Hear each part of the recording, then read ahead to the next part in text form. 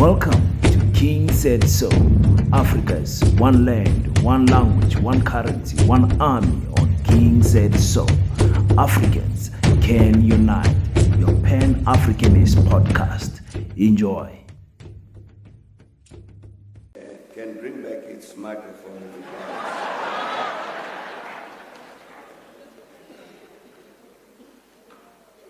But let me start by saying, like our program director, thank you to everybody for coming. I think the executive dean of the school did say that normally we would have met in a smaller hall, but they got an indication that more people wanted to come. So welcome to everybody. I hope you'd find the afternoon worthwhile. I was very glad that we allowed for an explanation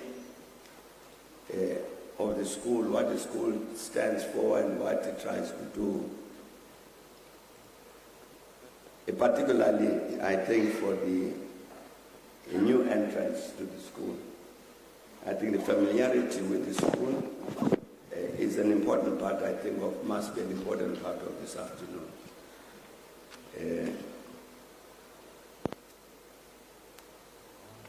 I think some of the challenges raised by my comrade president, my fellow president,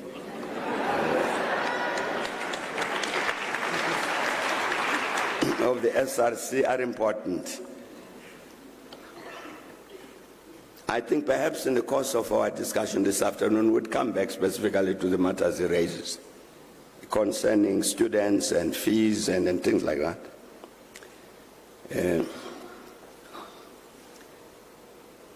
Now, Temsile started off by mentioning 30 years of democracy, and then asked all sorts of questions that are related to this.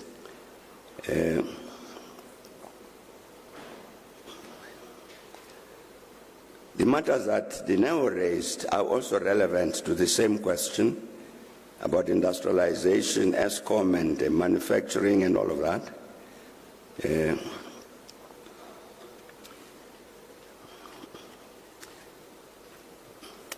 Let me start by saying, I think one of the things that worries me a great deal is that I think as a country, we don't understand South Africa in the same way. I think we carry in our heads different South Africans. And hence come with different solutions of whatever the challenges are. Take this notion of 30 years of democracy. What has happened during these 30 years?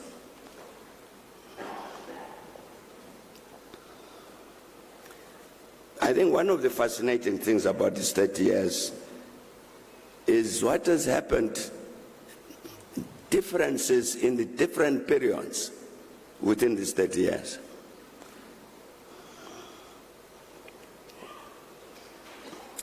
There is a gentleman in South Africa, I'm quite sure that he's now fed up with me because I keep quoting him. This is the CEO of the Institute of Race Relations, Dr. John Andres. Last year, Dr. Andres gave a speech somewhere in the US about the future of South Africa. I think all of us should read that speech. It's very interesting and very educative about 30 years of democracy in South Africa. And Dr. Andres says this,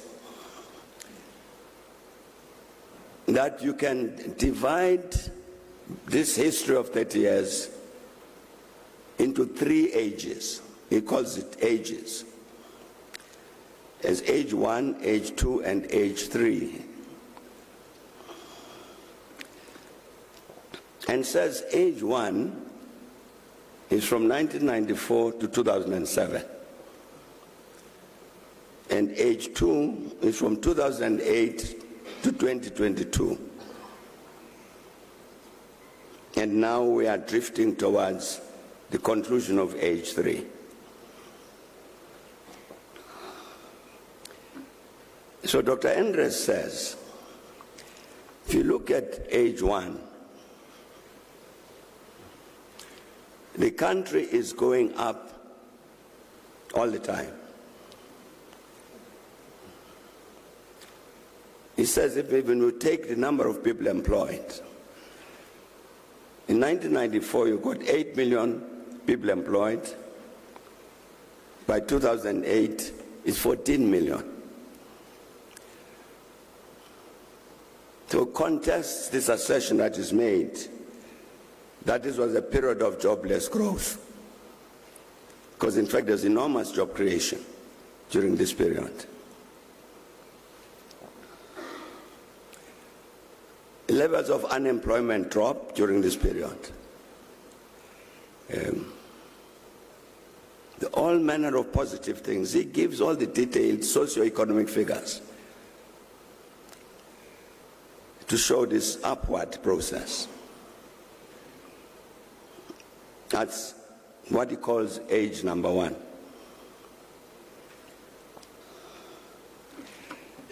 Then, as I was saying, he says age number 2 is from 2008 to 2022. And you have the direct opposite happens.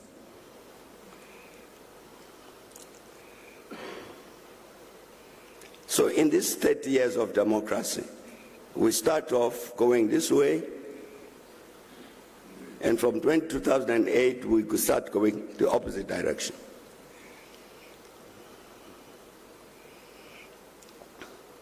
So next time you hear somebody saying, you've had this terrible 30 years of democracy, they are not telling the truth. They are not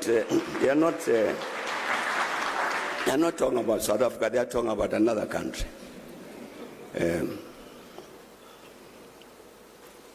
And you can see why, one of the reasons, why from 2008, some of the socio-economic figures went downwards.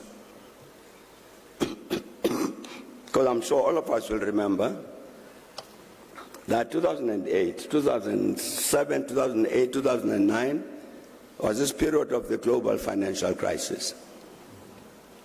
Started with the crisis in the US banks, affected the whole world, impacted on us here. During that period, job losses started happening. This is an exogenous impact on South Africa of the global economy, which is shrinking, and therefore, in terms of our exports and all of that, they get impacted upon by that. So I'm saying you can therefore see one of the reasons why from 2008, in terms of those socio-economic figures, you would see a downward trend.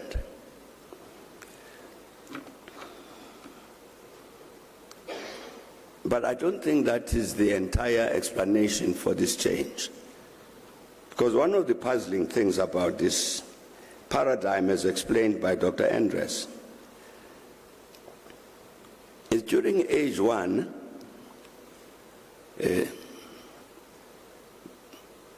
the national government here is the ANC. During age 2, national government is the same party. So question arises, what happened that the same party is able to lead the country in this very positive way during age 1 and lead the country in the opposite direction in terms of age 2? as a puzzle, as a conundrum. If it was a change of party, another party took over, then we can explain it. But it's the same party. What happened?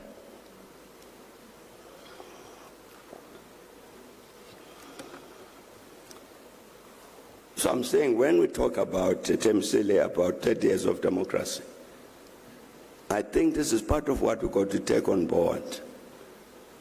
That what Andres is saying is correct. Is factually correct.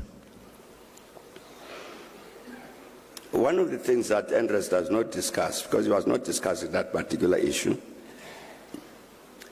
is that it's during this age one that we adopt our current constitution, 1996. And part of what happens during that first period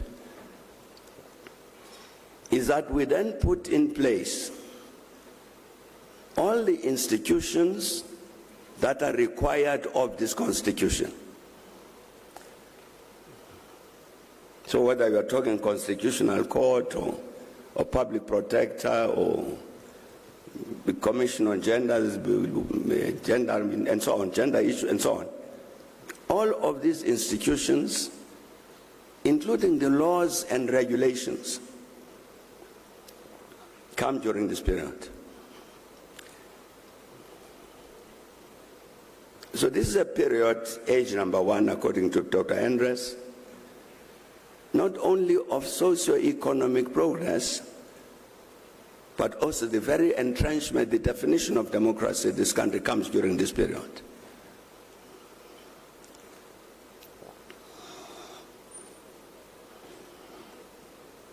Challenges, even with regard to that, come during age number two. I think this is a distinction that we need to make. Even in the context of voting on the 29th of May, I think we need to understand that context in order to be able to know who are we voting for. Who are these people?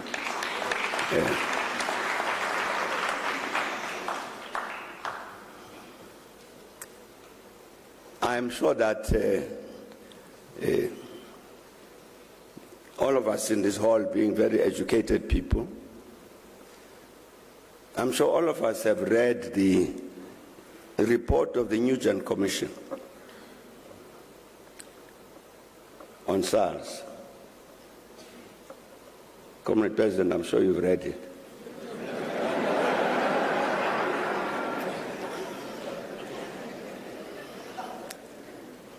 You remember, colleagues, that what happened was, again, we're back to this age one and age two. There was a certain period when the South African revenue was outperforming itself in terms of collections. We would always see this thing that there would be a forecast to say that SARS will collect R1 billion this year. At the end of the financial year, it's $1 billion plus. For a number of years, it was like this. And then during age two, it went the opposite direction. SARS started underperforming. So that raised a question. Clearly there is something wrong. What is wrong? That's how the Nugent Commission of Inquiry, Judicial Commission, was appointed by President Ramaphosa. To answer this question, what has gone wrong?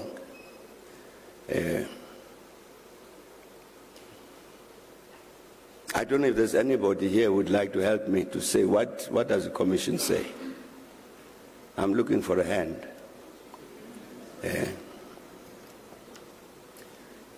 The Nugent Commission says, obviously I'm summarizing, that some people took a decision to destroy the institution. Now, all of us will recall that what has happened during, for instance, the proceedings of the Zondo Commission. There's been a big focus on the matter of looting. For instance, state corporations, whether it's Denel or Eskom or the Transnet and so on, a lot of looting. The Gupta brothers and all of that. In this case of SARS, there was no looting. The Nugent Commission says there were people who took a decision to destroy the institution. That's a very remarkable statement in my view. Because SARS is responsible for 95–98% of state revenues. You destroy SARS, you destroy the democratic state. And yet there were people who took a decision to do exactly that. So the Nugent Commission report, which I'm sure all of us have read,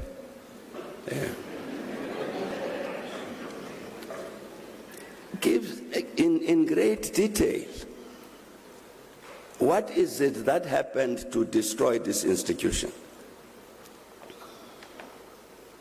In reality, the alarm sounded by the underperformance in terms of revenues was because of the success of the program to destroy the institution.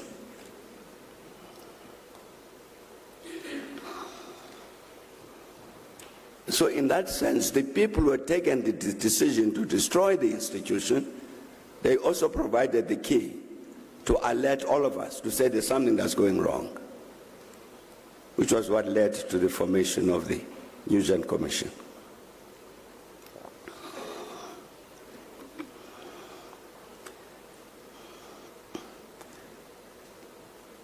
Now, some of us, after reading the Nugent Commission report, one of the things that stood out was the absence of looting.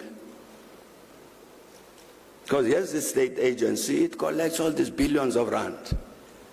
And you would think that one of the targets that would be to steal.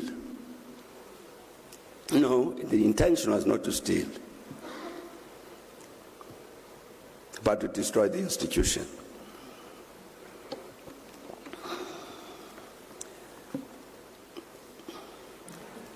I think that tells us something. How do we explain that? That there would be people who would deliberately set out to seek an outcome of that kind. These are obviously people who are hostile to the very existence of that democratic state. They don't want it to succeed. So they intervene. If we take away these revenues, it won't be possible for the state to succeed. I'm saying it must be that there are people, those people, were people who didn't like our democracy and wanted something else.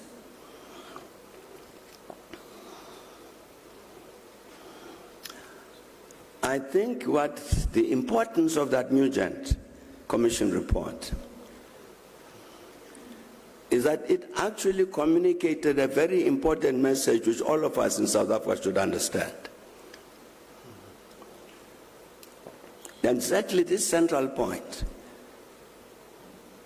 that there were certain people in the country who deliberately set out to destroy this democratic state. Therefore, it's not everybody who celebrated 1994. There's certainly, to some of our fellow citizens, 1994 represented a defeat. And they did not accept that it's going to be a defeat. So it was a temporary defeat for them, but they knew that in time we will win.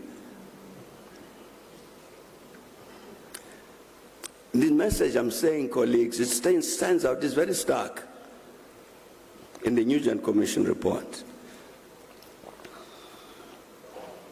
But I know the majority of us in this room here are hearing what I'm saying as new news. Yeah. Fortunately, it's not fake news. And part of the reason you are hearing it as new news is because for some reason, which I can't understand, the content of that report has not been widely reported in our media. It hasn't.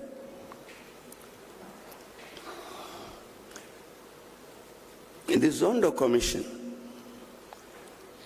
continued, looked again at the SARS issue. They looked at the outcome of the Nugent Commission of Inquiry on SARS, and they said, we agree with what that commission says and its outcomes. But we are going to look at the same question again because it's imperative in terms of our own mandate. And they did. The Zondo Commission looked at the SARS matter, continued from where Nugent had left off. And now this is one of the extraordinary conclusions in the Zondo Commission report.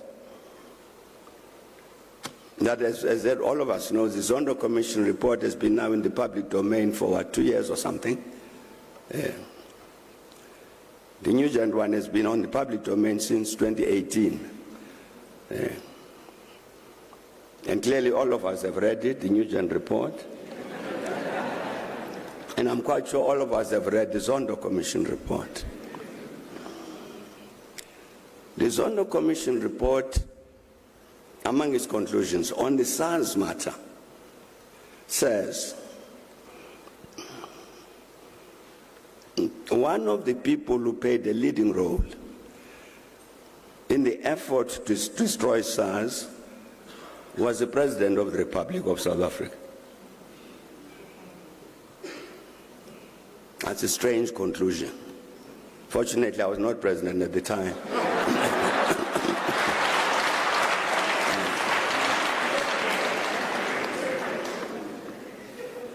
The Zondo Commission says, in terms of all of the evidence that we've received, one of the things that stands out is that the President of the Republic made certain that he was one of the leading people in terms of the SARS processes and in terms of the ESCOM processes.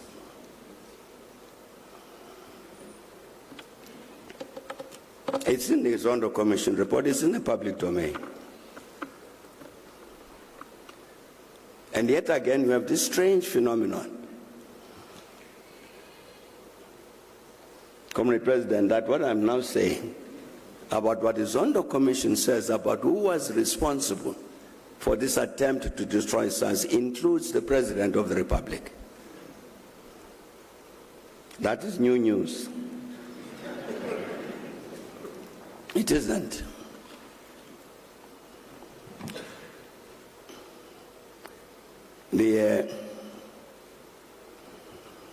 And of course, you know who the President was.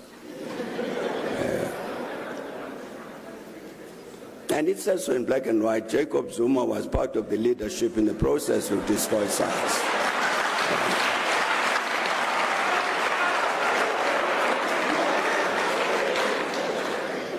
That's not my opinion. I'm telling you what the Zondo Commission says.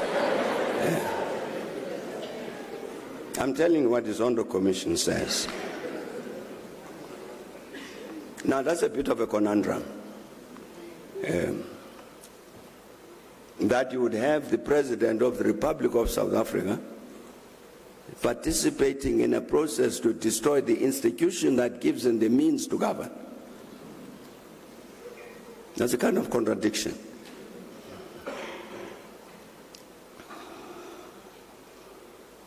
It's a contradiction that then raises a question.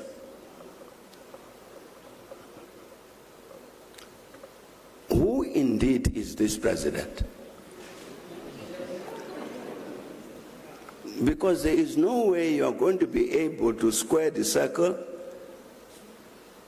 that the President of the Republic of South Africa acts to destroy the South African Revenue Service.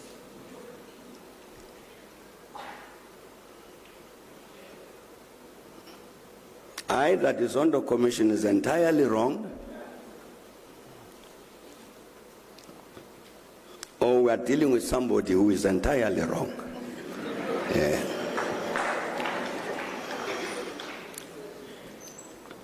I'm saying, colleagues, that I think this is part of the process of the understanding of what Andres describes as age 1 and age 2. And what happened during these two ages, which are opposite to each other.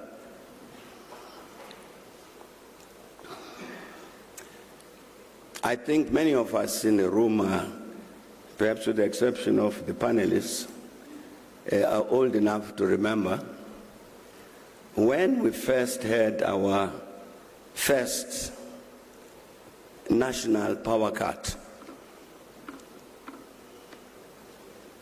when the country went blank because of ESCOM, what is called load shedding, the national. The first time it happened was in January 2008. You'd remember that even the mines had to shut down for a whole week.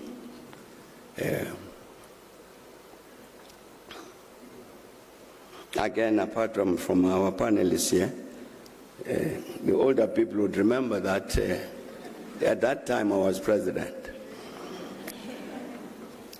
And the previous month of December 2007, either December or November 2007, I'd apologized publicly, because what had been happening is that you had regional instances of load shedding.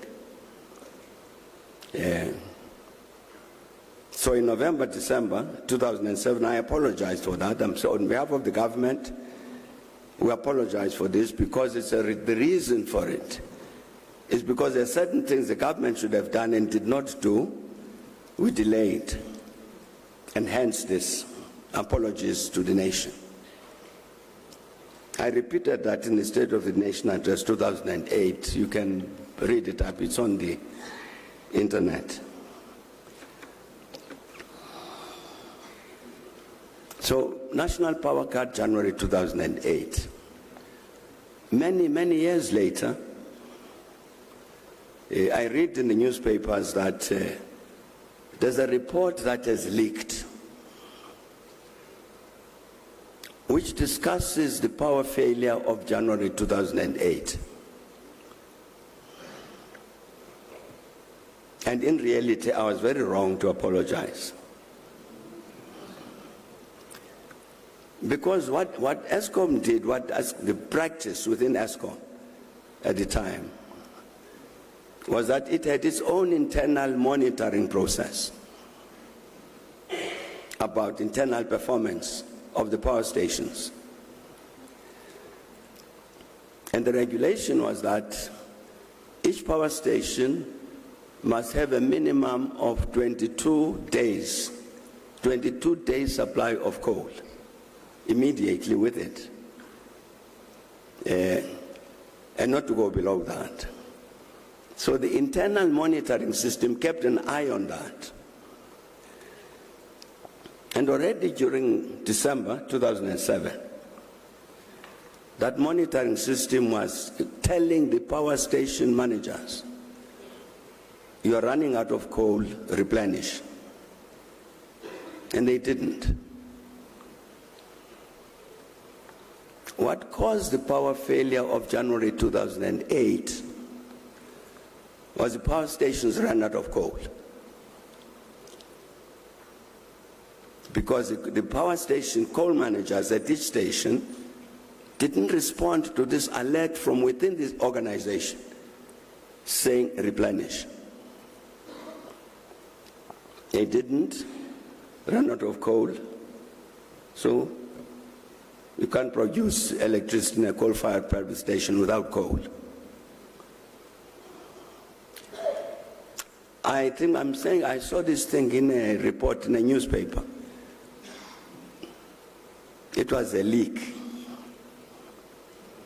So naturally, as you'd imagine, I'm very interested in all of this. This was a leak from a report of a special investigation unit. There was an SIU that had been commissioned to study certain things at ESCOM. That SIU reported to the president in 2017 and said what I'm saying, that the reason for the power failure in January 2008 was easily avoidable.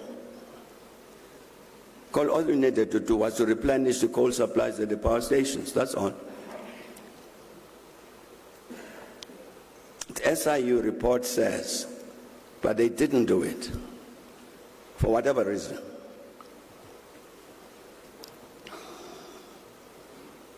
That SIU report was never released publicly. To this day, it's still not been released.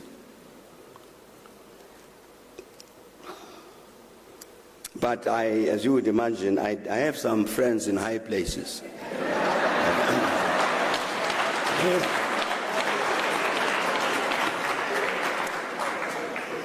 So I asked them, I said, look, I've read in the media that there is such an SIU report.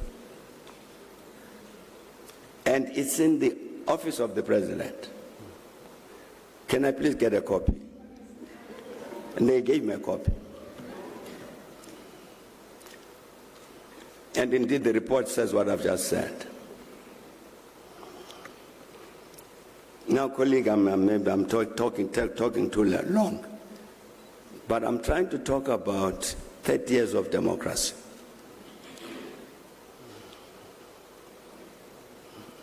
Question was raised very legitimately about ESCOM.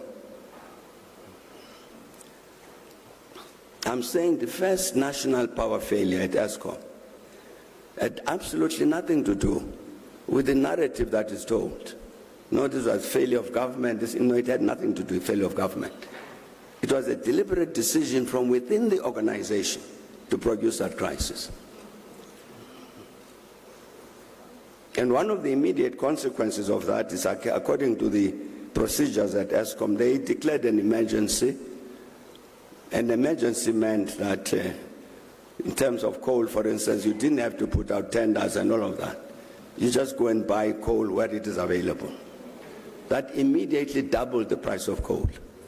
Immediately. And that report will also say some of those station managers pocketed something from that.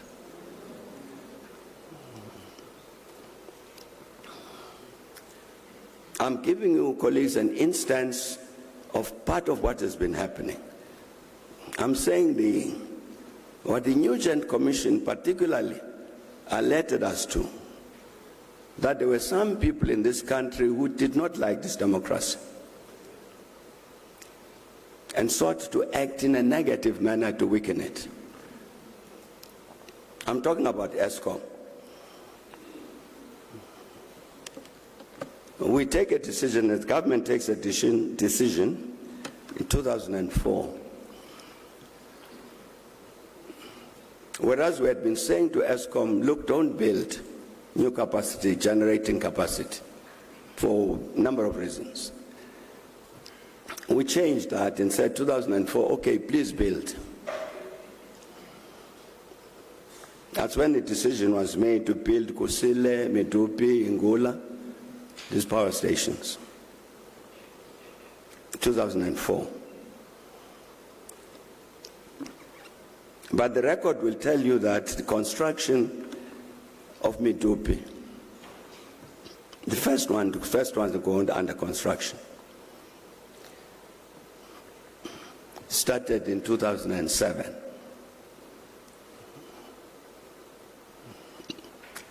So the question that arises in my head What's the delay? Decision get taken in 2004. Implementation starts 3 years later. Why?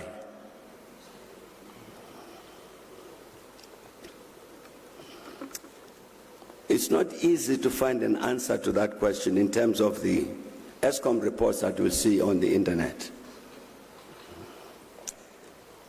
But the reason is, in fact, not me say the reason. What happened was that they started to construct Medupi before 2007. Not surprising when the government says 2004, please build. But they had to stop the building, destroy what they had constructed, because the companies that were paid and commissioned to prepare the building site for the building of Medupi didn't do their work properly. It's called geotechnical work. They didn't do their work properly. The result of which is when the construction of Medupi started, it sank. It had to be destroyed, more work done on the site. That delayed the construction of Medupi for 2 years.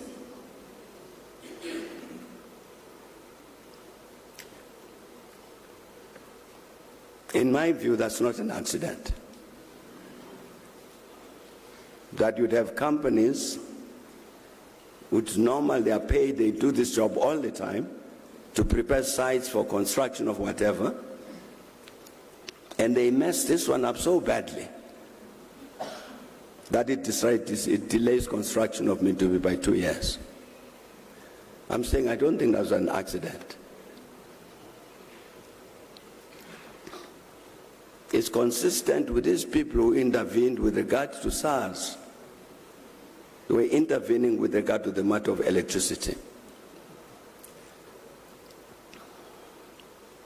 Medupi, Kusile were supposed to have been completed by 2014.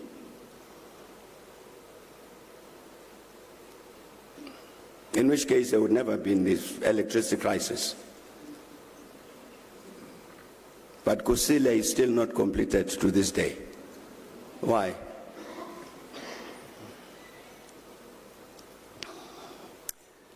Seven years after the construction of Kusile started, 7 years, it was not generating any, whatever you call that unit, of electricity after 7 years. Obviously, this is very embarrassing to anybody. So what ESCOM did was to hire an Indian company, the Tata brothers. Hired the Tata brothers to come and build Unit 1 of Kusile. And the reason they did that is because that company had built another power station in India which was more or less a replica of Kusile. So they came indeed and they built Unit 1 of Kusile. So at last Kusile was generating electricity. So this company was expecting that their contract would then be extended to build Unit 2, 3, 4, 5, 6. But ESCOM said to them, no, we can't extend your contract unless you have got a BEE partner. So the Indians wanted to know, we brought 50 engineers and technicians from India, and the rest of the staff is staff at ESCOM that we worked with. When you say we must have a BEE partner, how do you do that? Are there black engineers and technicians who can then come and become our partners. Maybe that's black empowerment. No, that wasn't working because already they had 120, 130 people under mentorship, engineers.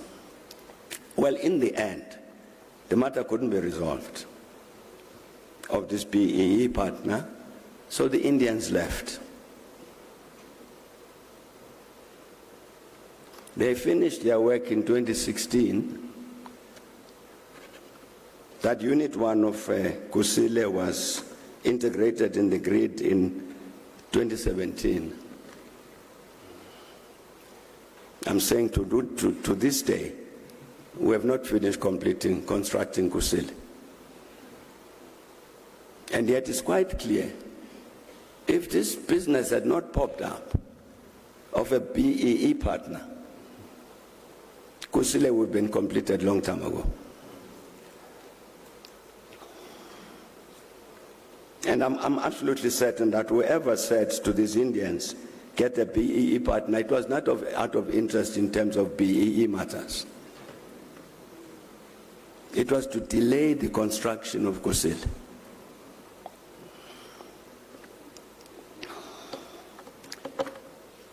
So colleagues, I think you can see where I'm going. In 1994,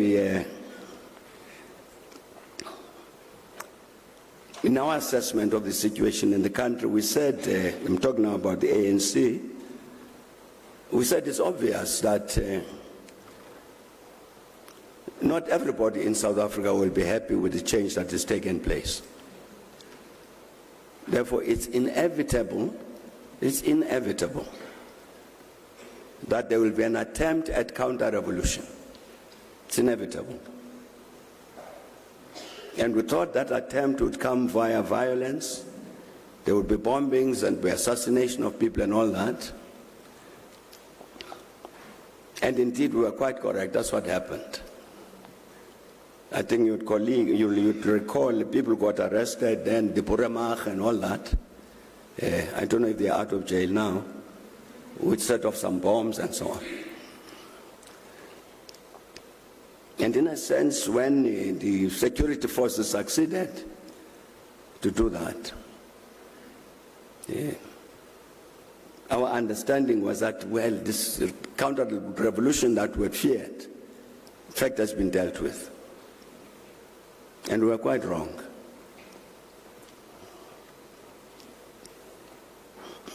You will see, I'm sure, all of you, again, educated people, there's quite a lot of discussion in the media about what is meant by the National Democratic Revolution. And a lot of opinion here that this is a program that was decided by Lenin in Russia many years ago. It's a communist program and it's stage one towards socialism. You find a lot of that discussion. And that's part of the thinking that informed the counter-revolution. But in this ANC, what is this ANC? This ANC is nothing but a proxy of Moscow. It's a communist front. What it wants to do with South Africa is to reproduce that socialism, following the stage one of the National Democratic Revolution. So we must defeat it by all means. I'm talking about the thinking, the ideology between this counter-revolutionary intervention. So what I'm saying, colleagues, in the end, in order to understand this age number 2, according to Dr. Endres, where you then have all of these negatives, none of them are accidental. You cannot have an ANC government performing as it did during age number 1, and suddenly, in age 2, it behaves in the opposite direction. There's been a change somewhere. And that change includes a change in the leadership of the ANC. So, when we're talking about, therefore, what is to be done? Cyril said, these ANC breakaways, coalition politics, and all of what do we do about all of that? I'm saying in that context of what's been happening in the country, how do we understand the breakaways? Or just take the MK party. You can't say I remain a member of the ANC, but I support a party which is going to campaign to defeat the ANC. That doesn't make sense. One of those two things is wrong.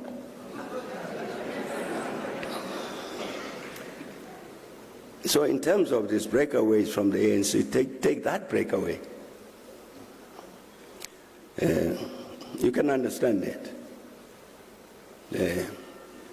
It is led by the same people who tried to destroy SARS. It's exactly the same people. It is exactly the same people. So you can understand who they are.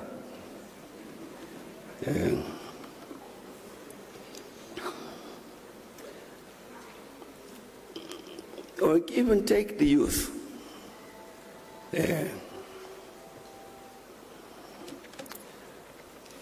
Take the Youth League of the ANC. Got affected by all of this. At some point you have an ANC Youth League which has got its own political platform. It's separate, different from the political platform of the ANC. It can't be ANC Youth League, it must be somebody else's Youth League.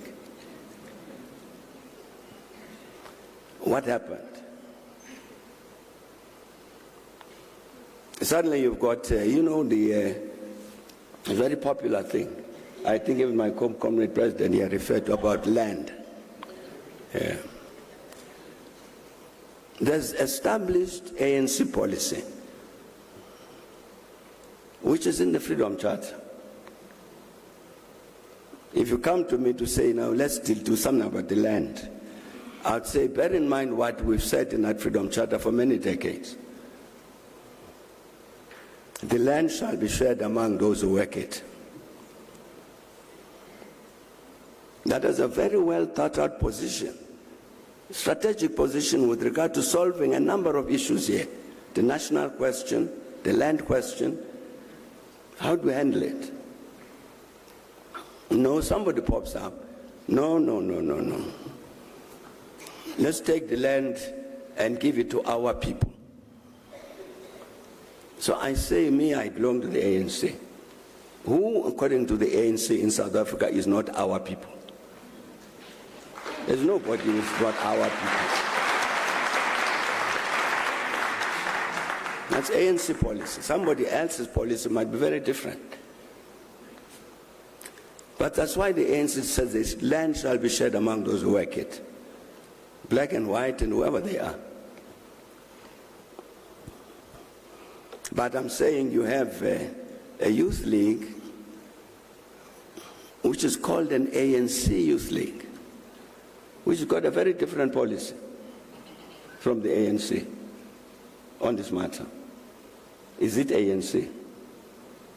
It's not. It's a youth league, sure, but a youth league of somewhere else. I'm trying to indicate, colleagues, what has happened, which has produced these two ages that Dr. Andres talks about. Age number one, where everything is going this way, and age number two, when things are going the other direction. Under the same political party.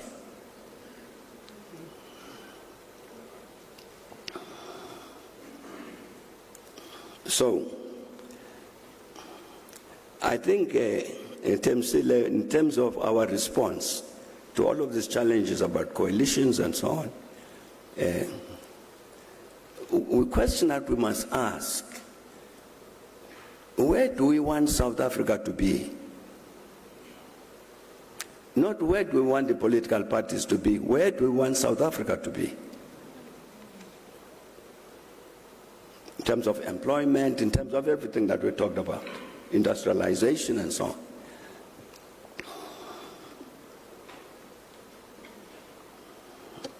And who will get us there?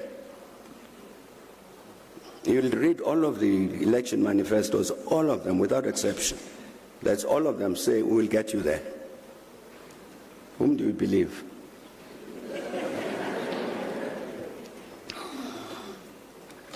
I think there's a major political struggle that has to take place here, in part based on a proper understanding of the state of the nation.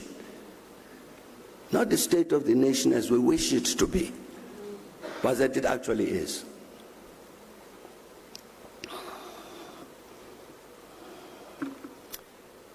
You take these matters about industrialization, manufacturing, and so on. Leadership, comparison to China.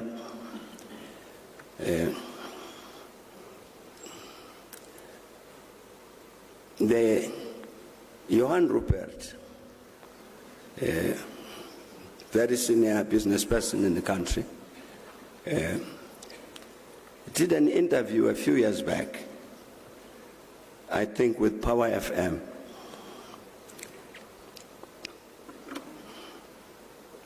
And Johann Rupert says something which I was very, very glad he said it. He's generally a very honest person. He speaks his mind. And he said there was a certain period in the country, as he describes it, is during this age one. We should have taken advantage of that situation to invest in the South African economy. We didn't.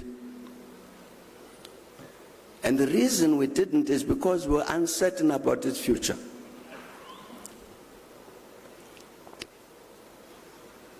Now that's a very senior business leader in the country who says that.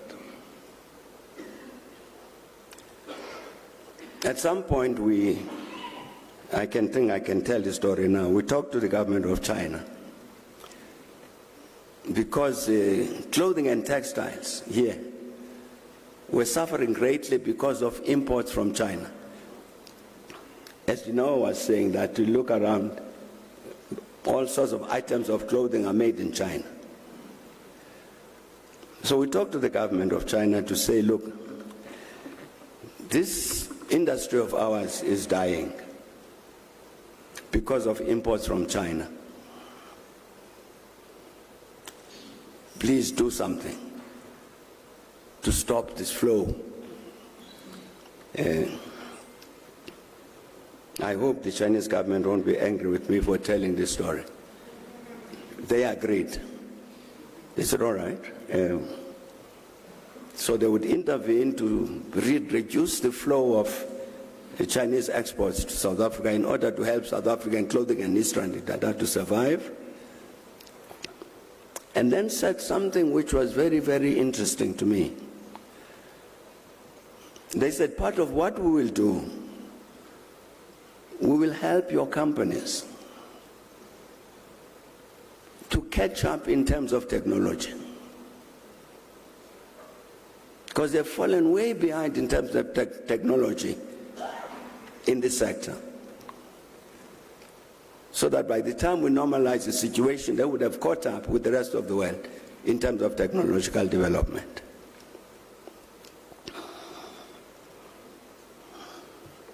What had happened now, because of the thing that Johann Rupert is talking about, of a great reluctance by a major part of the capitalist sector to invest in the South African economy.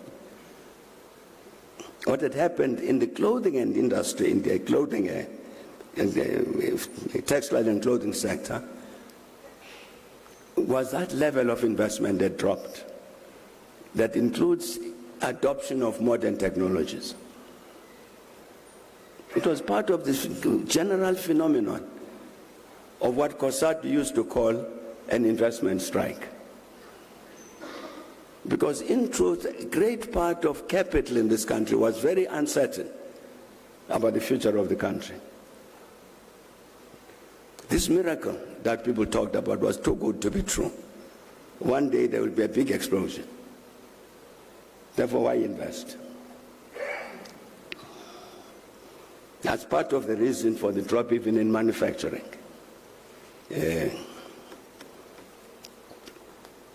That was stage 2, age 2, when you have that phenomenon.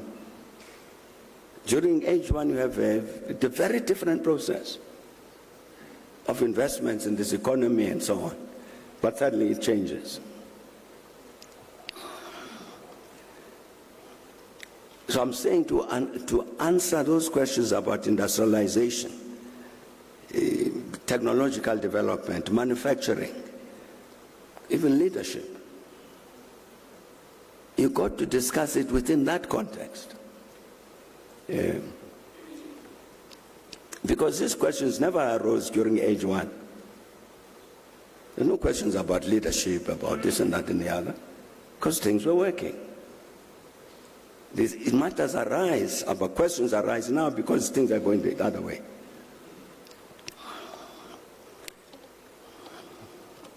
That's a challenge we face as South Africans, to grapple with this reality, which has impacted in all elements of national life. You can go through each one of the state corporations, Eskom, Denel, Transnet. What has happened to all of them? And what has happened to all of them is not accidental.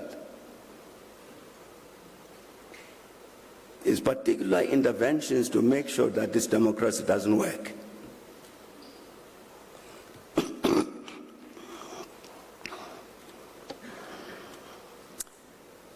One of the interesting phenomena in West Africa, well, let me stay West Africa, but say something else. You know, there will be I think somebody mentioned this earlier, there will be elections in Senegal later this month, the presidential elections. Now, what had happened in Senegal was that over the last 2 years or so, the most popular person in terms of the opposition had got into trouble, got arrested and charged and so on. In the end, I think he got charged for something, found guilty on a charge of corrupting the youth, something like that. Sentenced. By far the most popular politician, I'm talking about a gentleman called Ousmane Sonko. So that is in jail. And people were killed in Senegal demonstrating against his arrest and imprisonment. Genuinely popular figure. So, because of this concern about democracy on the continent, and Senegal stands out on the continent as one of the few countries on the continent which has never had a military coup. Since independence in 1960, there's never been a coup there. You'd have elections, and then the incumbent parties lose elections and new ones take over. But there was a crisis now, because here is the most popular leader who's opposite side of the president in another party, but is in jail. So we engaged with President Macky Sall to say, but President, Senegal is very, very important on the continent as this great exemplar of democracy. It illustrates very, very firmly, very conclusively that we as Africans know how to manage democratic systems. And we can't afford to have Senegal fall back on that. And therefore, let the matter of Ousmane Sonko, who wants to run for president, let that matter be decided by the voters, not by prison orders.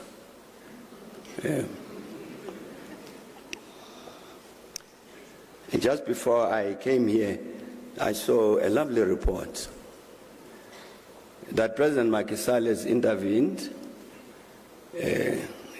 declared an amnesty all the prisoners out of jail, including Usman Sonko.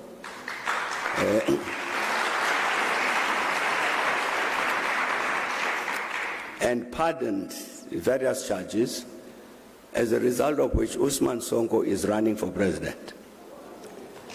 That was an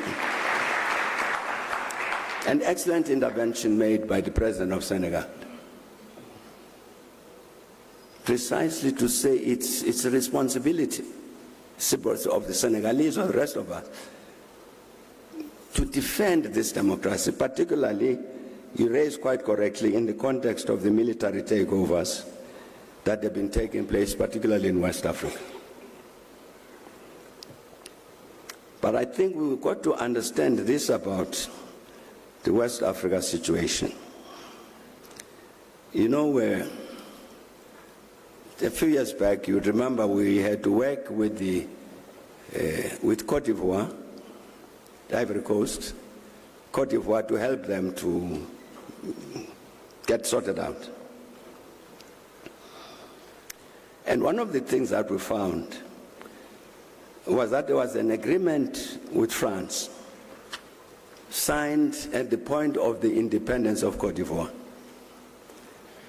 that France would maintain a military barracks in Abidjan, the capital. And the commander of the French troops,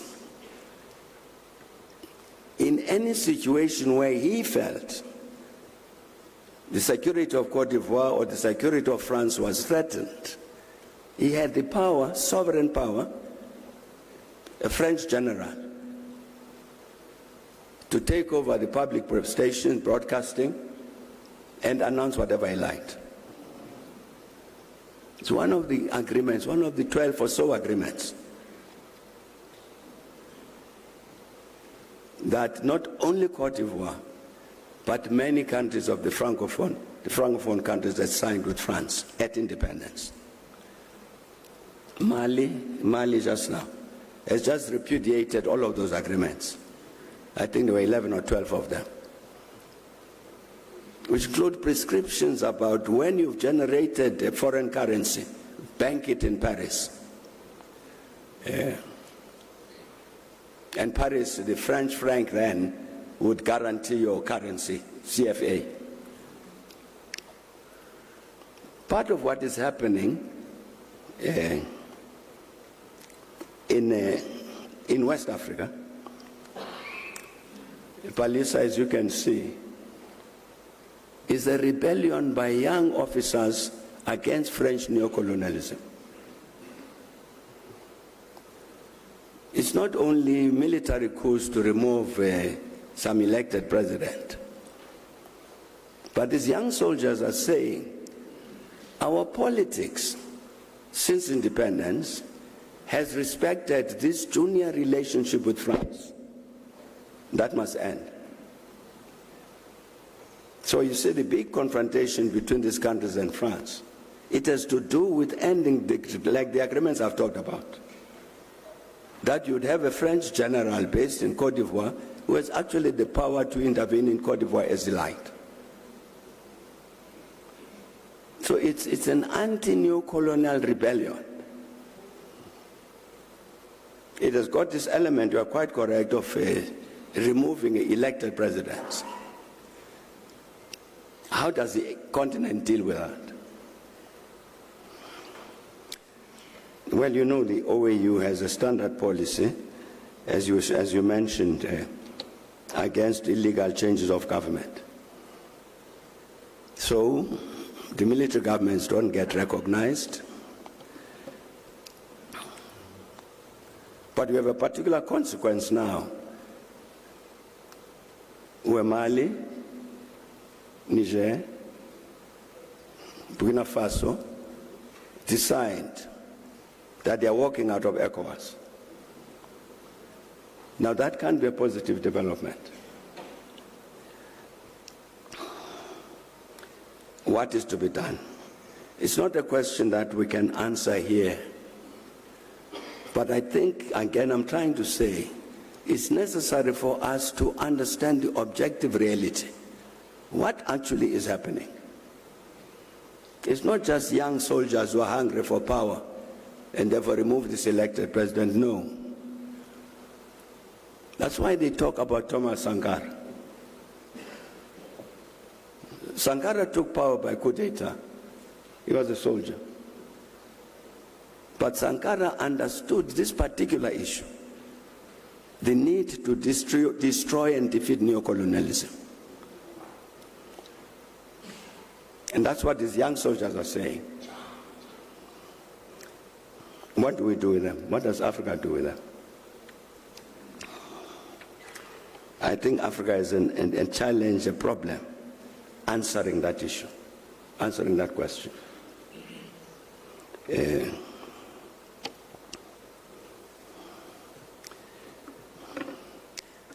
Again, you see, with regard to these issues of our need properly to understand what are we dealing with. It relates, for instance, to the matter you mentioned, Palisa, of the situation in the eastern part of the Democratic Republic of Congo. That conflict. I'll repeat myself what I've said publicly. That the Congo, like all of us, we inherited colonial boundaries. And when the colonialists drew up the boundaries of the Democratic Republic of Congo,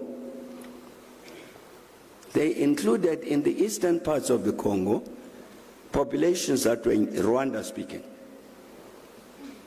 These are Congolese in terms of those colonial borders.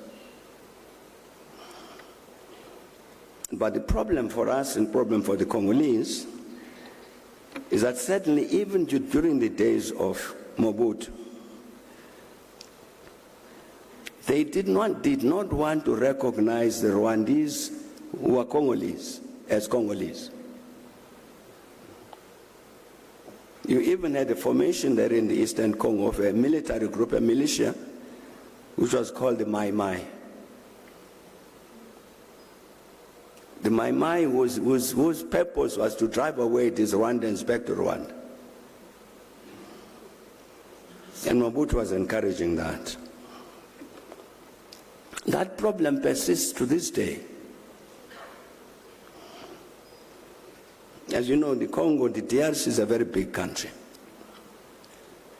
And one of the challenges since the return of democracy, which was there before, it persists, is the footprint of the government from Kinshasa is not necessarily strong everywhere in the country. So in the Kivus, this is part of the problem, in the Kivus in the Far East. That's why you have the M23. It's because the Rwandan people, the Banyamulenge in Eastern Congo, have for many decades felt this, that they don't have the protection of the government in Kinshasa. So they need to protect themselves. In addition, you've had this challenge of the people who committed genocide in Rwanda, then they ran away into the Eastern Congo. So they are also there. Some of them involved in all sorts of schemes and naturally to try and overthrow the government in Rwanda. I'm saying that the first, my view, is the first part in terms of dealing with the crisis in the Eastern Congo is recognizes that the Banyamulenge are Congolese. The Rwandan-speaking section of the population of the Congo is Congolese, and therefore must be protected by the government of the Congo, like all the population of the Congo is entitled to protection by the government. That's a starting point. And then this issue has to be dealt with. Then what about the interests of Rwanda in the Eastern Congo, about the Rwandans? This group that committed the genocide, as well as these Rwandan-speaking people. How do you regulate that relationship? But I'm saying the principal responsibility falls on the government of the Congo to protect the Rwandan-speaking population of the Eastern Congo, of the Kivus.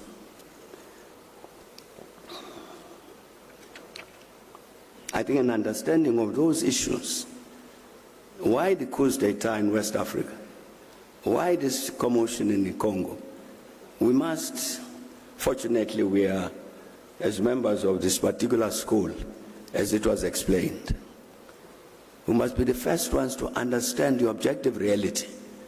What is the reality we are dealing with? Not necessarily to be bought by slogans, as popular sayings.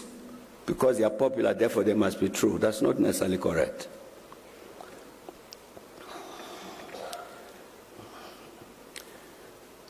The illicit financial flows that Jonathan raised, in our study of the issue, we were saying that we found that the principal culprits with regard to the international financial flows, outflows from Africa, for instance, were the corporations. It's the major companies that are responsible. And when those monies get out of the continent, they end up somewhere in the developed world, including in these areas called tax havens. And therefore we said, even in our report, therefore the struggle against international financial flows, you can't localize it. Yes, as Africans we suffer from this problem, but you can't resolve it entirely just by interventions in Africa. You got to also intervene in those countries which receive those outflows. I'm very, very happy that in the end, what has happened now is that at last, finally, the rest of the world responded to that. As a consequence of which there is now a process at the United Nations, there's a process at the approved by the General Assembly, to prepare a draft international convention, tax convention, to deal with this matter of illicit financial flows, so that you can deal with it comprehensively, not regionally, but comprehensively globally. And the United Nations is now in the process of drawing that international tax convention which will deal with this matter. What is required in the continent is to build, first of all, the understanding of the issue and the necessary capacity. The necessary capacities, even in our tax authorities, to understand this. When we're preparing the report, for instance, we went to Nigeria, we went to the Congo, the Democratic Republic of Congo, we went to Mozambique, we came here, number of countries. And so we get to Nigeria, and one of the things we find, we're told by the Nigerians, it's not the customs service in Nigeria which measures how much oil is produced and exported from Nigeria. That's a matter that is decided in the office of the president. And because the office of the president does not have the capacities that customs have, they are dependent on what the oil companies report. And they were saying to us that their own view, customs, was that it's likely that the country was operating on the basis of an underestimate of a third an underestimate of a third of the oil that was being exported. We go to the Congo, and the Congolese say, we don't know how much copper we're exporting. We're dependent on on the mining companies to tell us. Mozambique say, got these fishing trawlers who fish for prawns and all this. What is the catch of the prawns? How much of it is exported? Entirely dependent on the report of the fishing companies. I think that's what's an indication I'm saying of the capacity. We need to build up the capacity within our countries to be able to do that in order to get a handle on this matter of illicit financial flows. Or take a last example I will give here. A South African company gets itself registered in Switzerland. And in the books it's owned in Switzerland. So it exports money from here because they are paying the owner who's in Switzerland. And the owner is not at all a Swiss. It's two young officials from their company here. They post them in Zurich. You put a label in a room. This is company so-and-so. And they exported something like $2 billion. Like that. These illicit financial flows out of here. And fortunately, our tax authorities here managed to get a handle of that. And working with the Swiss and the British, they managed to recover that money. But it was entirely because of the capacity that there was in SARS to track down a crooked exchange of that kind. But I'm saying, Jonathan, that the matter of illicit financial flows remains with us. It's a very serious issue, but fortunately, at last, the whole world is saying, okay, let's get together and deal with this matter, even via a tax law, which will be binding on all countries in the world. A very, very important step forward. Now, I think I've answered all the questions.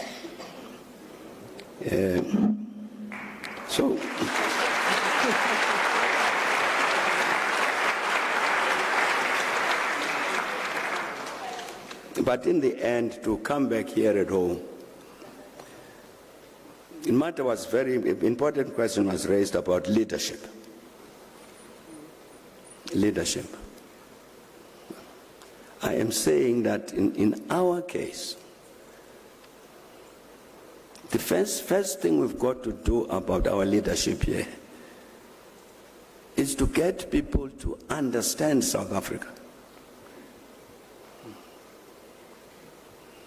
I'm sure if you lined up the leaders of these political parties who are contesting elections, and you said to them, how many of you have read the Nugent report? I doubt if there's any one of them. It's a very complex question, and when you raise this, that there was some intervention that was made which results in this change. People take time to absorb that. Because it's too dramatic, I suppose. It's too... The last thing I would say is that Dr. Endres says stage 3, which is the end of this transformation process, it says you can see the signs of stage 3 already in stage 2. So in the end, what you are going to get is a South Africa that is governed by the private sector and the NGOs, with the state playing some minimal part. That's stage number 3. Age number 3. And he says you can see it happening already. Municipal councils can't fill potholes. The citizens collect themselves and they collect money and fill the potholes. Government can't give us electricity. The mining companies produce their own electricity. Policing is not effective, so I hire private security services. So he says gradually you can see this happening. In the end, what we're going to have is a South Africa governed by the private sector and the NGOs. And the democratic state will be a tiny little role. What that means is the condition of the majority of the poor in this country won't change. Because the private sector is not about to care about that majority. You need a strong democratic state to take care of this matter of inequality. But he says, you can see it's disappearing, the democratic state. And that's where we're going. What do we do about all of those challenges? Those questions will not be answered by the elections. They must be answered by something else. What that something else is, I don't know. But thanks a lot.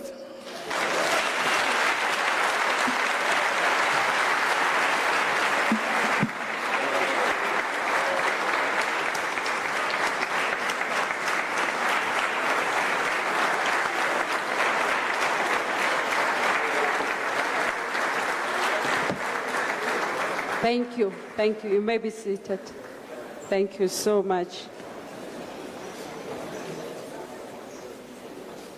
Wow. I guess we have engaged.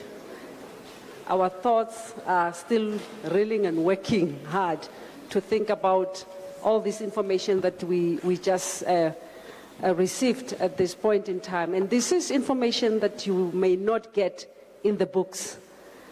And that's why these conversations are so important, You may not be able to get them. And I think one of the things that really touched me is when the president was talking about 1994 as a defeat, and now, and then those that we defeated are looking at us to say we're going to get them somewhere there. And age one, which was much more about fortifying our democracy. And when we see age two, the government as well being a player in the destruction of our democracy. And I think these are very, very touching points when we think about our country and where we are today. And at this point, I'm going to give our panelists one parting shot and open for the floor. I think we will be done at past, as suggested. So, Thembisile, do you have something that you would like to say before you leave? Definitely. I think before just a short comment, Program Director, I think what, listening to all the questions from the panelists, it took me back to what Mr. Letswalo was saying when he overheard the discussion from the two professors. I guess we know the answer is everything. President Mbheki is everything. He encompasses all of that. My parting shot, President, I took a lot from this session, and thank you very much. I believe that the takeaway mostly was your question of who will take us there. I think that is one very prominent question that we as South Africa need to ask ourselves, especially because we've got elections coming up on the 29th of April, of May, my apologies. And this is a question that everyone here in this room, everyone here watching online, and everyone in South Africa that's going to vote president need to ask themselves in order to ascertain who to vote for and where they see our country moving forward. Thank you very much. Thank you. Thank you. Dineo? Thank you so much. I appreciate how you have broken down the last 30 years into 3 different dispensations and just to get an overall understanding of how we got to where we are at this moment. And I think my parting shot speaks to for me, everything rises and falls on leadership. And I hope as Africans and as South Africans, we can really make a conscious decision about who we elect into power, and not just politicians, but thought leaders. Thank you. Palesa? Thank you very much, Program Director. His Excellency, thanks for the response. I quite appreciate the fact that when we are looking at the developments in the continent and juxtaposing them to what is happening here at home, it very much brings us closer to that H3 that might look something like institutions, when they begin to erode, what is the position of a citizen in that process? And hence, I would like, going forward, for us to think about means of involving or driving a citizen-centric democracy, so citizens that are conscious and being able to participate actively in the democracy without only seeing elections as part of the democracy. Thanks. Thank you, Palesa. And I think the President also underscored a very important point around the fight in the West, the military coup, being an anti-neocolonialism. Yeah. Yes. So I think, yes, definitely the coup and the bad coup. All right. Okay, over to you. Thank you. Thank you, everyone, for attending. I'm sure you can all agree it's been an intellectually stimulating event. And there's just one thing I want to say before everyone goes. When you're at the voting stations and you're staring at that sheet of voting paper, please just remember one thing. Remember the party that bought you your freedom. That's all I'm saying. Thank you. Thank you so much. Thank you very much. At this point in time, I'm going to ask our panelists, can we give them the last round as they go to their seats? As you go to their seats. Thank you so much.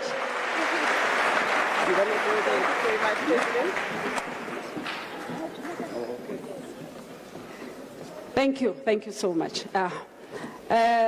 Now is your turn. And I don't know if there's people with mics to assist me. Anyway, now is your turn, and we have very limited time, as you can see. Yes, 5 minutes. No, let's wait for the program. Oh, yes, I'm taking 5 questions, yes. All right. I thought you say 5 minutes, and I'm like, how am I going to do 5 minutes? Hey, there's so many hands. I'm going to make sure that this side is represented, this side, and that side, all the 5. Okay? Yes. Gentleman there? Oh, I don't see you, Mama. I was seeing her. Sorry? I thought the President, and I will just tell you I'm going to get very quick. My name is Mbheki, and I am a former diplomat, political analyst, and a broadcaster.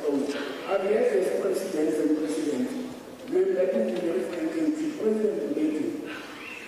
Let me go international. I don't want to get involved in domestic affairs. Let's try to get into the question. The issue being Rwanda and Kigali. Some 15, 20 years back, I was your envoy to President Kagame. And myself and you, because of the national, we managed to silence the guns in the eastern part of the DRC.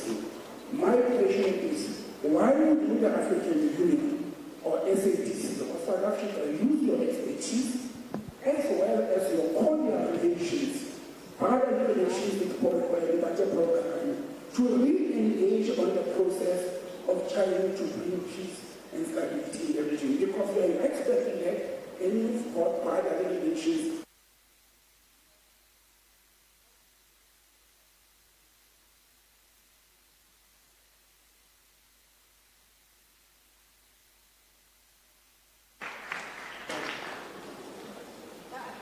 The red, we're going to go here. Thank you, Chairperson and President, for an informative session. Looking back to history, the first year of democracy, South Africa managed to come out of economic meltdown because of the good economic policies that we had. I just want to find out, where did we drop the ball? And then going to the upcoming election, do you think that the current ANC can assist us to revive what we had? Thank you. There's a hand here.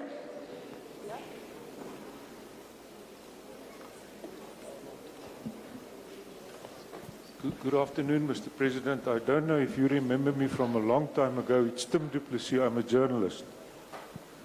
Tim. But my question is, Mr. President, it was wonderful to listen to you this afternoon, reflecting backwards and a little bit forward as well.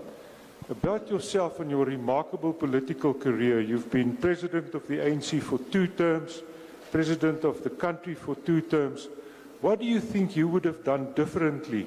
Looking back now, is there something where you can say today, I should have done this, that, or the other? Thank you, Mr. President.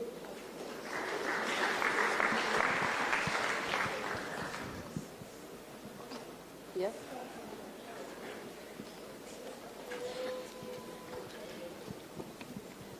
Mr. President, thank you for a very interesting talk.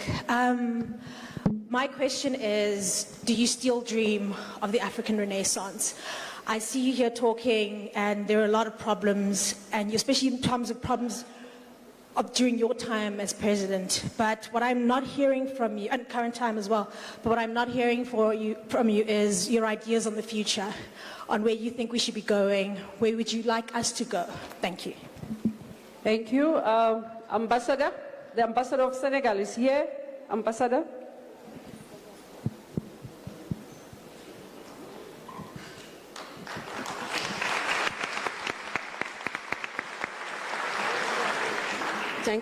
Thank you so much, President Mbheki, and thank you, South African people. I just would like to attest that you played a key role in helping Senegal get out of this severe crisis. Among other leaders of the continent, you helped us, and that is something very, very important that we will never forget. I just wanted to make that statement to attest and to say that today, Senegal is showing again that we are a strong democracy. We have strong institutions. We face this crisis, but we are getting out of it with the support of the continent, with the support of South Africa, and with your support, President Mbheki. Thanks again. Last question, this side. Yeah, the lady with the black jersey. Yeah.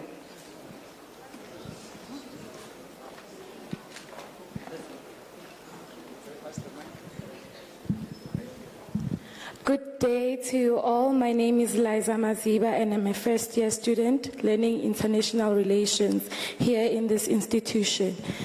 Now, you asked us to ask ourselves, where do we want to see South Africa?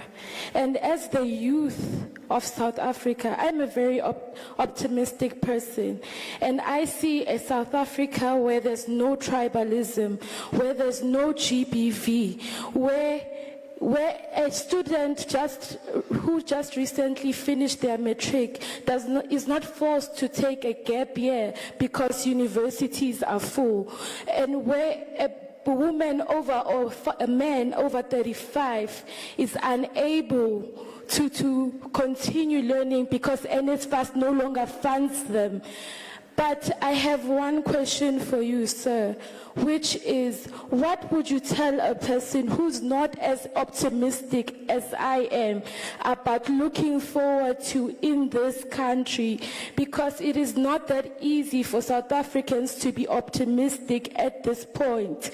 But what would you advise that person? What would you say to that person in order for them to see Africa or South Africa in your light? Thank you. Thank you. Thank you. The president has missed Your key question. That's why I was saying, let's get to the question. What is the question? You, my brother. The question, Your Excellency, is why is the African Union or SADC does not use your expertise as a peacekeeping person, especially that you've got cordial and brotherly relationships with President Kagame. We can capitalize on those relationships with President Kagame that I personally know that you have to try and help the situation in Kigali than being and DRC than being hostile. That's the question.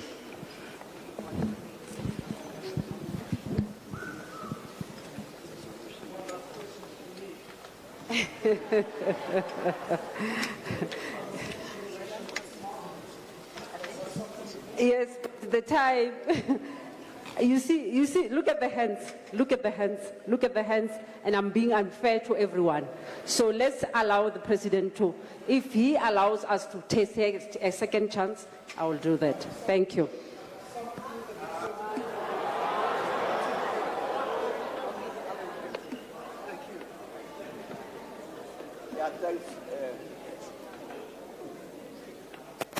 Thanks a lot. I'll have to be very brief, not like the last time.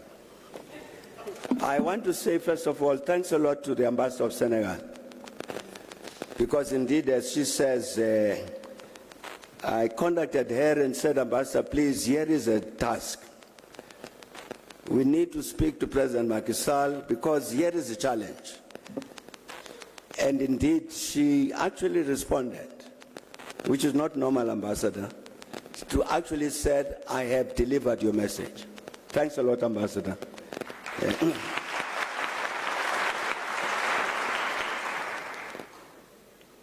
But really, I'm very, very proud of what President Macky Sall has done. I've worked with the President Macky Sall for quite a long time. So I was fairly confident when I spoke to him, I raised the matter with him to say, but here is a challenge, a common challenge we both of us understand. And this is how I think Senegal should behave. I'm really very, very proud of the manner in which he responded to that.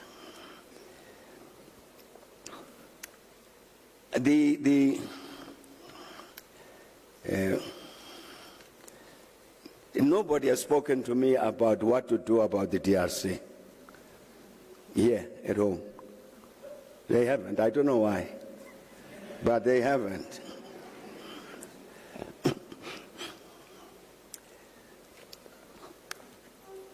Next month, Rwanda will be marking the 30th anniversary of the genocide. President Kagame has sent an invitation. I'll be going there because I think for us, all of us as Africans, that's an important anniversary to mark in order to address these issues about peace and stability on our continent. In a sense, the issue about peace, well, let me come at it differently. You'd recall that our colleagues in East Africa, this African community, decided to send a group into the Congo to help resolve the challenges in the Eastern Congo. It was led by President Uhuru Kenyatta. Now, he contacted me to say, I've been appointed in this thing, what do you think? So we discussed the matter, and indeed I told him what I thought, that the first challenge to overcome is to get the Congolese to understand that is a Congolese problem. It doesn't originate from outside of the Congo. You remember even when we had the negotiations with the Congolese, when they met here in Sun City to negotiate the transition to democracy and so on, one of the negotiating groups, there was the RCD. And the RCD was an armed group. There were 3 armed groups. The RCD was one of them, which came out of the Kivus. because of the population in the Kivus felt the need to defend itself. So it actually had an armed representative in the negotiations to negotiate the future of the Congo. That's a reality that was understood by the Congolese themselves. They didn't say, RCD, you are not wanted here.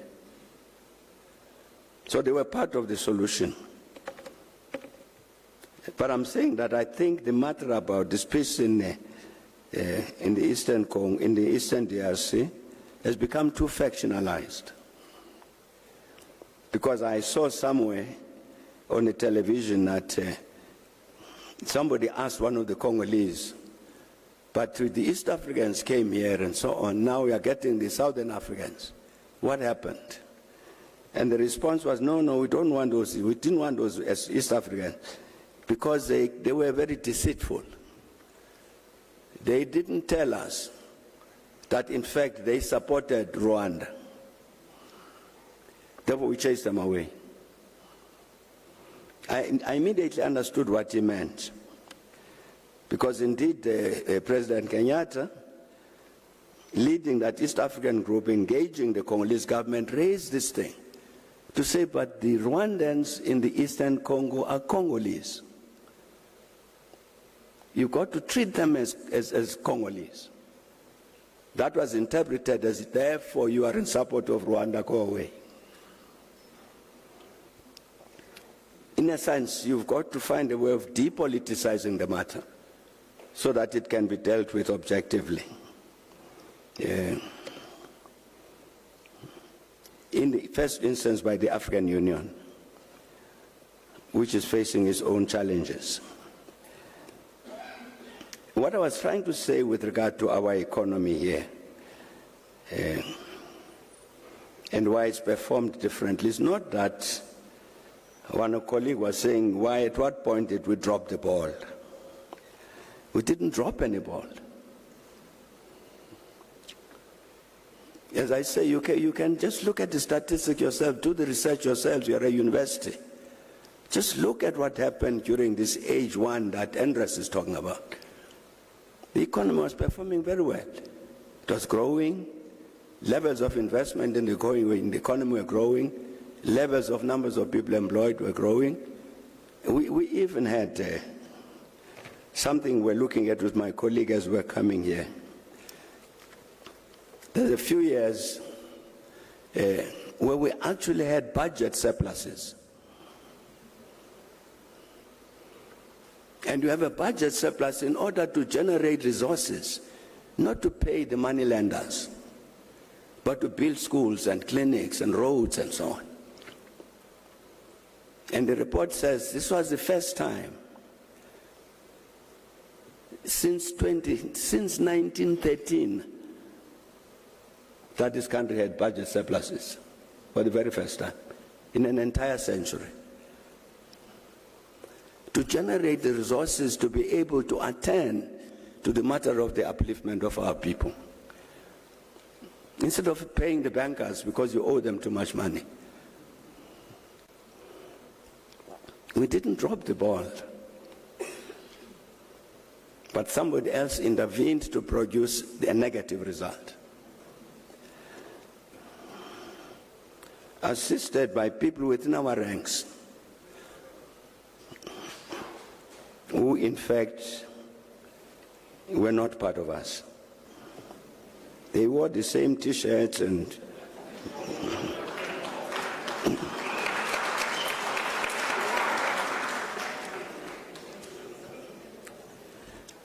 I think that this thing about optimism, starting here at home, you know, the ANC has said in a number of conferences, the ANC must renew itself. And it says for its own survival. It's a very, very important statement made by National Conference of the ANC. It's because those delegates understood what was going wrong. That something had happened to the quality of the membership of the ANC. such that even the character of the ANC was changing because of what is happening to that membership. And they said, renew for your own survival. That is an ANC decision.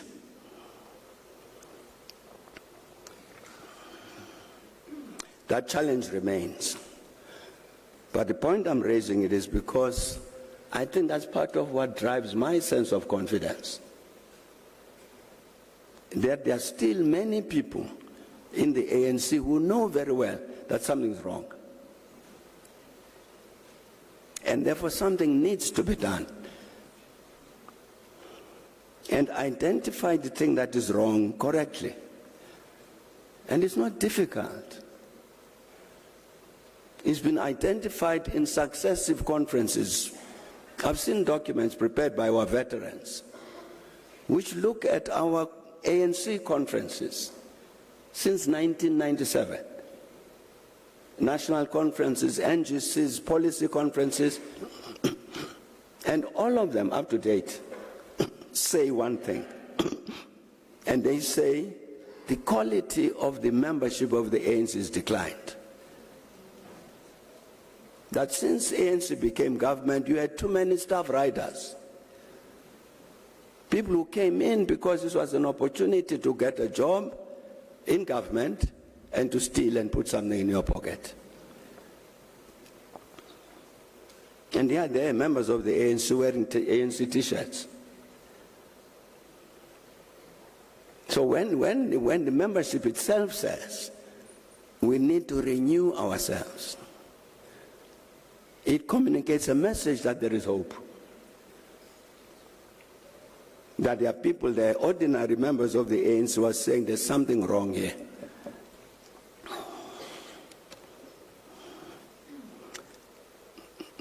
And I think that is a sentiment that will be shared by the generality of our population. If you went to the population and said, dear population, look what we've done. We've removed all of the thieves who've been leading the branches of the ANC. They're all gone. The population would give you a standing ovation. I think that's what gives hope. If you look at, I talked earlier about what Kosatu had described as an investment strike. But a very, very interesting phenomenon is that during 2020, as the COVID-19 pandemic starts, the government puts out an economic reconstruction and renewal, whatever, economic plan. 2010. Business did the same thing. Its own plan for economic renewal. Both of which were supposed to serve within the NEDLEC process. So the business people submitted their plan to government, which would bring it into the NEDLEC process. And what I found really, truly remarkable in that business proposal was that business, well, let me start somewhere else. It was a meeting of the ANC where I say, I have read the government economic report. It is 32 pages. I've read the business report. It's 132 pages. So I say it's clear to me that more work has been done by business in terms of what are the steps to be taken to really revive this economy. And the President Ramaphosa, at the end of that discussion, said, well, Comrade Thabo is correct. The business did do their plan, but what he is wrong about is the length. He says 132 pages. In fact, it's 1,000 pages, which illustrated exactly the point that business had done a lot of detailed work and said this plan we are proposing would cost 3 trillion rand over 3 years. We as a private sector commit ourselves to spend 1 trillion rand. This was the very, very first time since 1994 that the private sector made a commitment of that kind. And 1 trillion rand over 3 years, they said 1 trillion rand over 3 years. At the end of the 3 years, of course, we'll do more planning. But that was a very, very serious commitment to help to create these factories and mines and this that we need. That's part of what gives me optimism, that clearly there's a change in the thinking of some of the business leaders so that they could make a commitment of that kind in writing.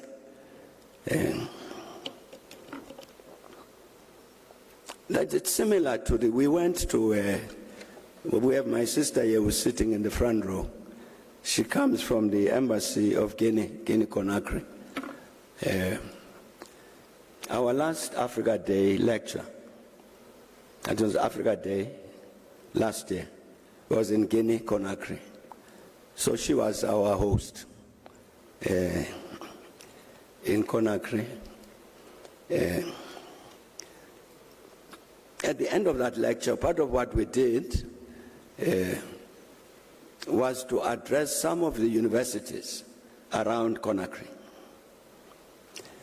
And our lecturer, himself a Guinean, said, arising out of these discussions with these African students, the Guinean students, that it's therefore absolutely imperative that we must work to revive the African Renaissance movement. Because these young Guineans were saying, here are the changes that are facing us on the continent. And for that, in order to respond to these challenges, we need this Renaissance movement. And he promised that he was going to start immediately, starting with those students in Conakry, to build that.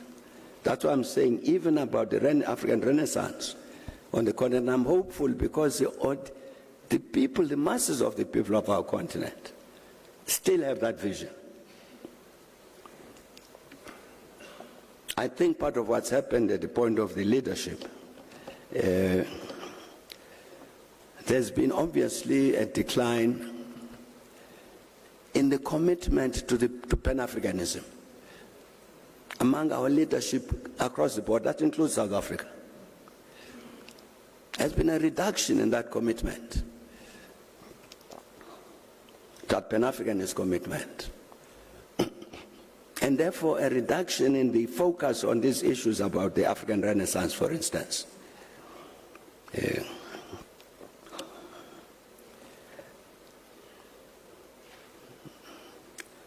Even now there is a discussion, the new commission, the Commission of the African Union, will be re-elected in January next year. So there's a hot discussion going on now about the processes for the election of that AU Commission.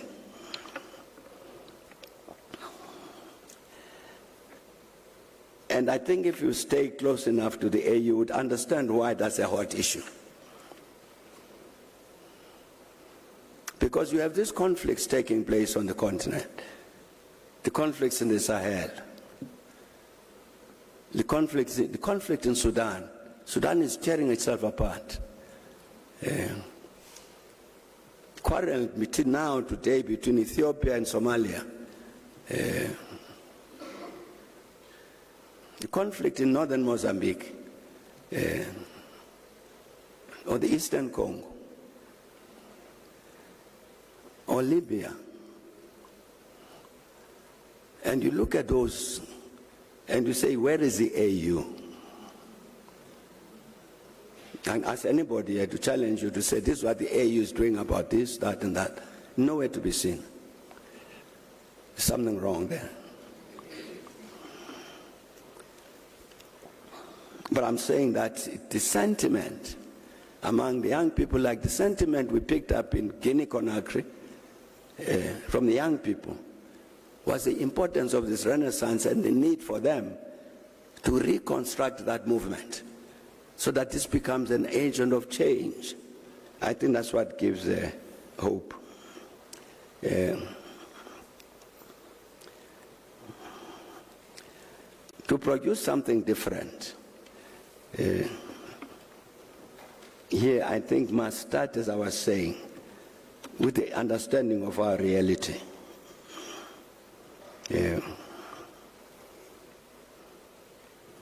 And my challenge to members of the ANC would be to say, very, very critical in terms of producing something different, is to do what the conference has said, a genuine process of the renewal of the ANC. Part of what is problematic about it, that renewal, is I sitting in some senior position in the ANC, am not sure that I can survive the renewal process. It might identify me and say, this is one of the ones we don't want. So I will therefore block the process of renewal because it affects me personally. But I'm saying the challenge I would make to the ANC is that let's implement what conference has said. This renewal. And you can't say it's now been possible to convene a branch of the ANC which has not held, we had not met for 2 years. It's now meeting. Therefore, that's a renewal. It's not. Who are these people who are meeting? They may correct 1,000,000 times, but who are they? Are they the same people who are busy destroying SARS and are busy creating an ANC branch? I think something different will come from that process. And that would include, to produce something different, really to implement what was commonly agreed in 2020. That the problems facing the country require all of us to join hands. That business, government, labor, civil society, let's work together. This social compact. With all of the work that was done, it was never achieved. And yet that is the only way to pull the country out of what it is. 70% of new investment in the South African economy, historically, has come from the private sector. You can't rely only on the public sector to generate this economy. Where the private sector produces 70% of new investment, you can't do without it. And where the private sector agreed, as it agreed in terms of the social compact, let's work together to define what is to be done.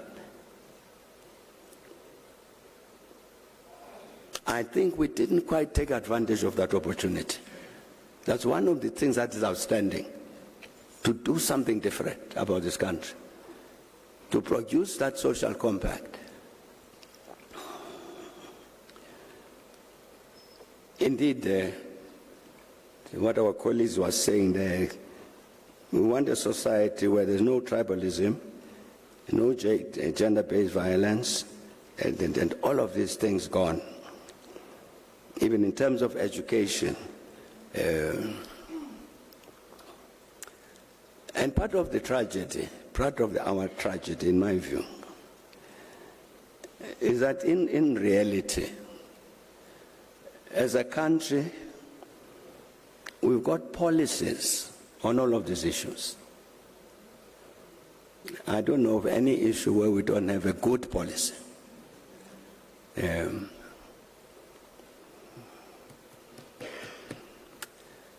but something goes wrong somewhere.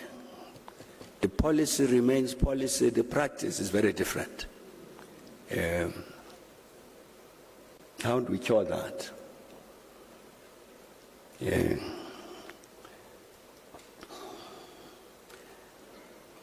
Issue of crime, for instance, is raised quite correctly. And the positions of the country, the positions are correct. But something went wrong. For instance, you remember the ministry responsible for this was the Minister of Safety and Security. And then at some point they changed it. It becomes Minister of Police. So we got a Minister of Police instead of Minister of Safety and Security.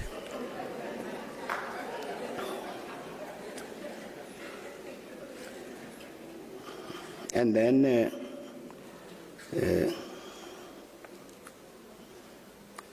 you had National Commissioner of Police, provincial commissioners, inspectors, and this, that changed. They became generals and colonels and military ranks.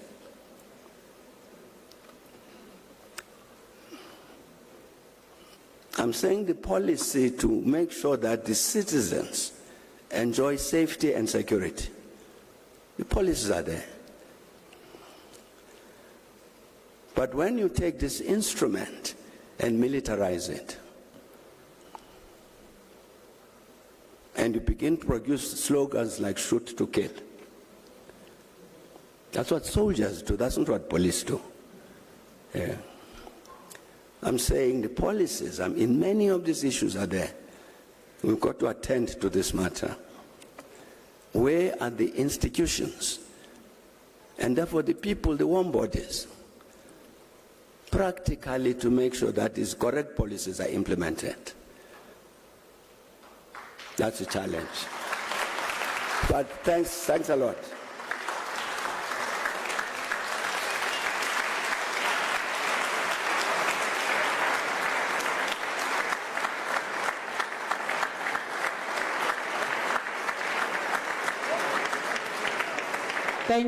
Thank you very much. We may be seated as the Dean is doing the vote of thanks.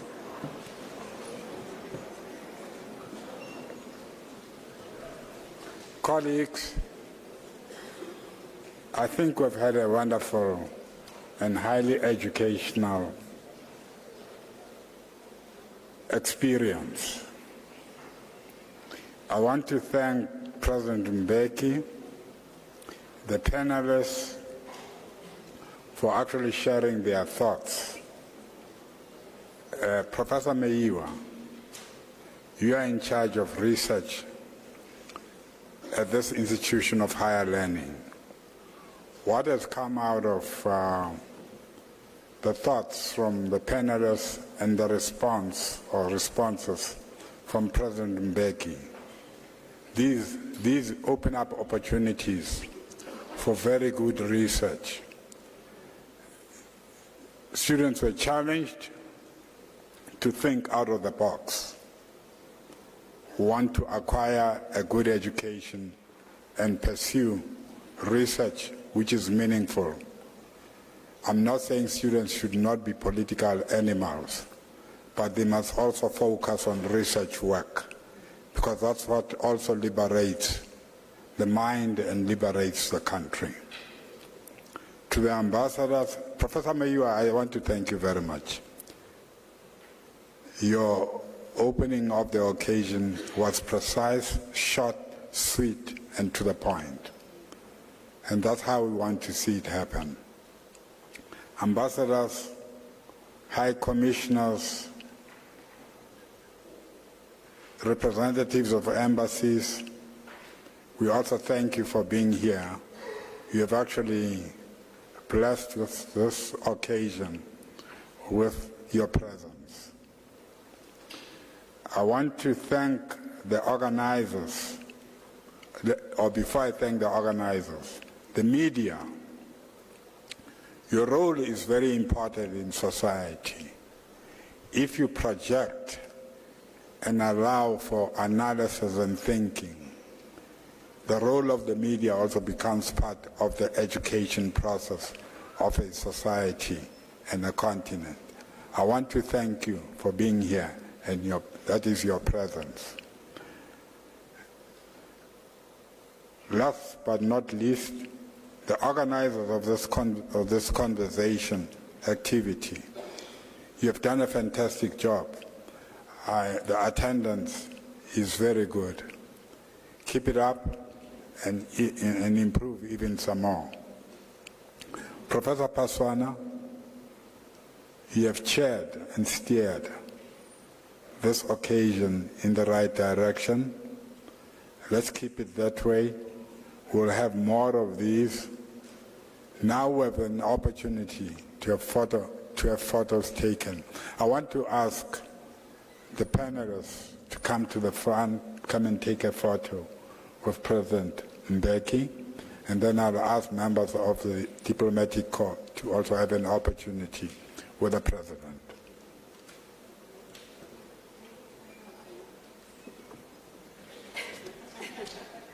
Thank you, thank you. I was very glad that we allowed